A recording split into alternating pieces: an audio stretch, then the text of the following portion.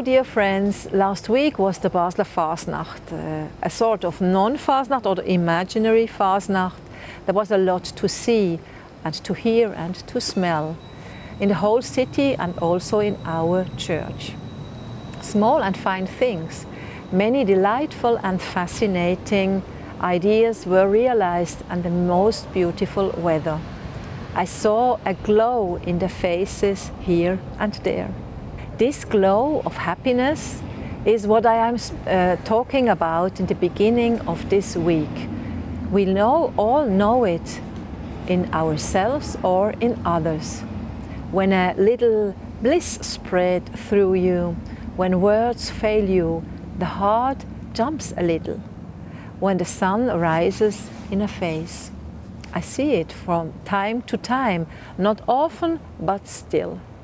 Last autumn, for example, when a refugee received recognition for her certificates and found a job after a long search.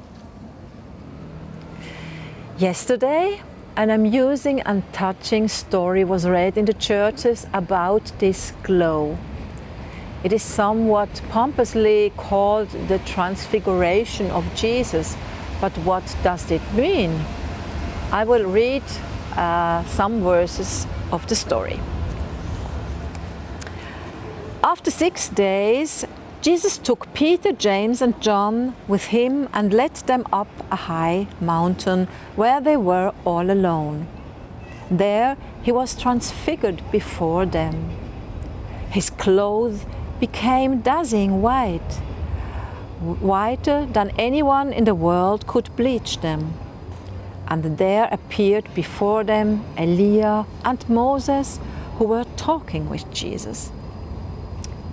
Peter said to Jesus, "Rabbi, it is good for us to be here. Let us put up 3 shelters, one for you, one for Moses, and one for Eliah."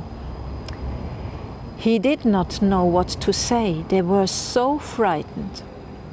Then a cloud appeared and covered them, and a voice came from the cloud, "This is my Son, whom I love.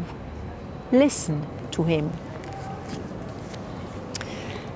Yes, a few years ago, on a beautiful August day, I hiked with a few colleagues from the middle station of the Niesen in the Bernese Oberland to the top.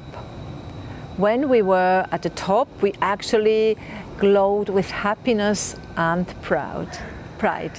What a view! The heart pounding and panting. How wonderful! We were happy and said no more. I think the biblical story tells of Jesus glowing with happiness. He was in touch with the divine on the mountain, at one with himself and perhaps also with Eliah and Moses, the most important prophets of the tradition. You could see that in the face. Peter and the 3 other disciples feel and see this glow and get scared. And Peter begins to chatter and to babble into the silence and the radiance and falls into activism. He wants to do something right with his hands, build huts, can't stand the situation. I think Jesus was a happy person, not transfigured.